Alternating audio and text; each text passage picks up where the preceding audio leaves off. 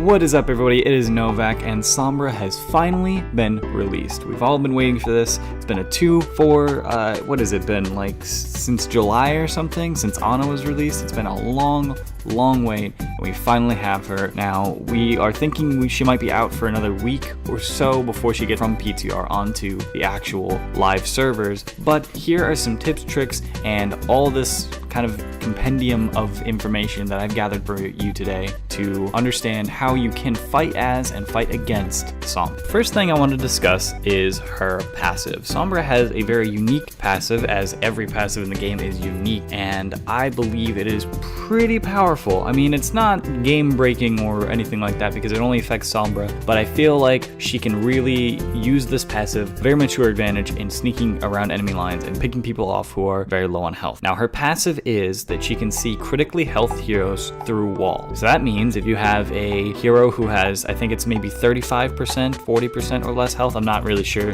And to be honest, I'm not really sure if anyone else knows really either, because when I tried to look it up, it wasn't really that detailed. So we're gonna say around 35% health for now. Now, I believe this is very powerful for Sombra, as most of her abilities help her get behind enemy lines and get out very quickly, so you can get that 1 or 2 picks in there while they're critically health. And this also helps you point out which target you want to focus on first, because it'll help you get rid of them faster. Now let's talk about her primary weapon, the machine pistol. Machine pistol has 60 rounds that you can fire at about 20 rounds per second, meaning it takes about 3 seconds for her to unload an entire clip into someone. Her reload time is only 2 seconds long, so in total it'll be about 5 seconds firing and then reloading if you do it all at one shot. I also did a little test where I fired some rounds into a training drone to see how many bullets it took to kill them, and they have 200 health. It took about 25 bullets to kill them, so my estimate to the amount of damage per second, which is probably accurate somewhere else, is about 8 damage per bullet. And if you count just unloading an entire clip into someone, it's about 160 damage per second, which is pretty high up there in line with other things. I didn't include the reload time, but if it is, it'd probably be a little bit less than that. Now onto her first ability, Hack, which is a right-click ability. This ability has many different uses, the first of which being you can hack enemy players to disable their abilities and show Sombra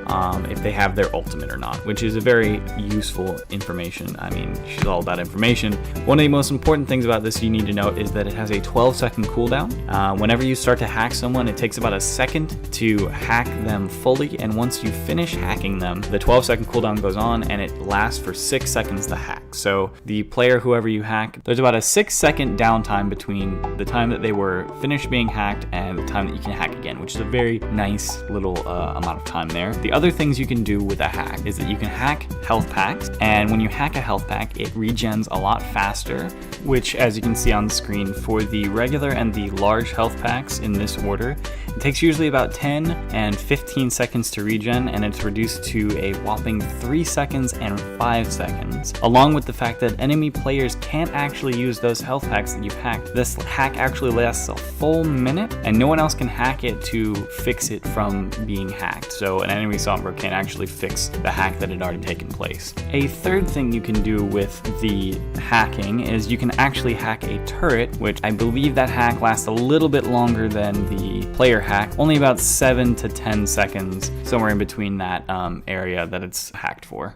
I would also like to point out that you only have to be about 15 or less meters away from your target to hack them, so you can be a good distance away to hack them without having to get into any sort of combat. Another thing I forgot to mention about the health packs is that the enemy can see which health packs that you've hacked, and also you can't actually hack health packs during setup. So if you're on a attack or a defense map, you can't actually hack those before the attackers come out.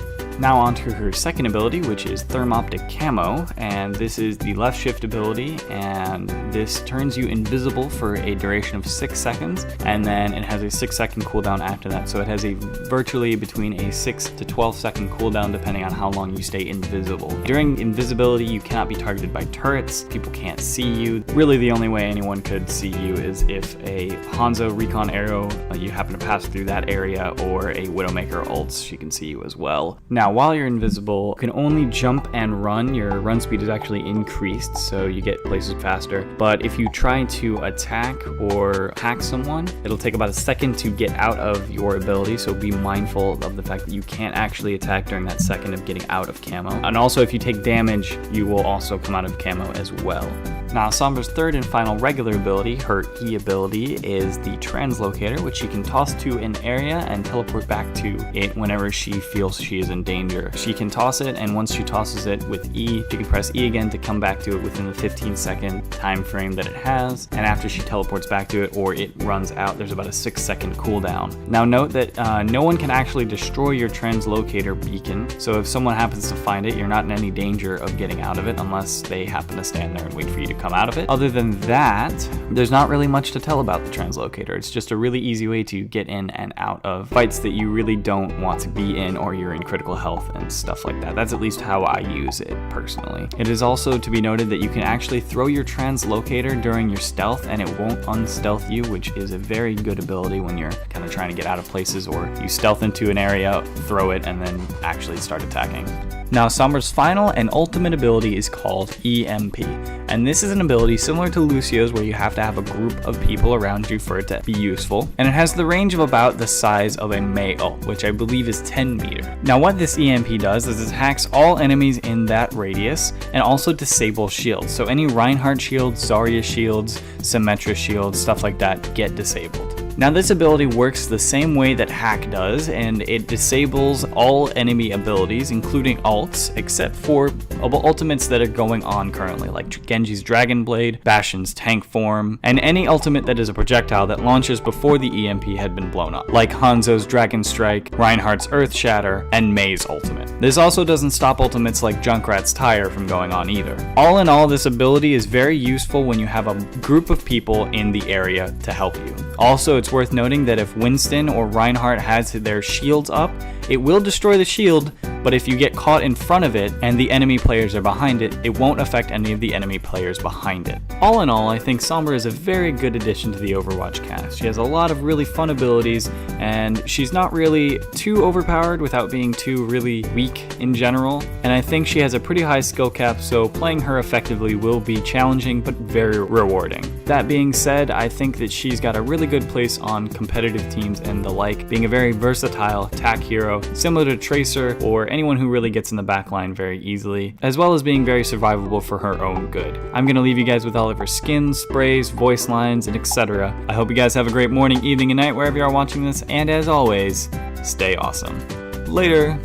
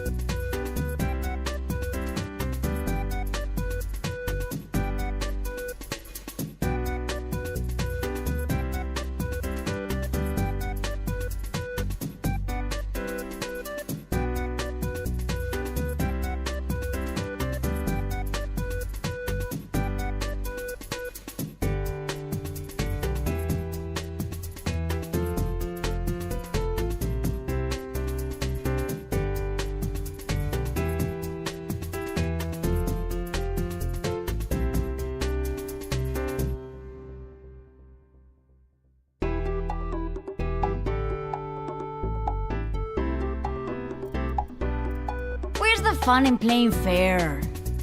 De pelos. Did you mean to do that? You're just a glitch in the system. Good one. Hack the planet. I think you're in over your head. Just squishing a bug.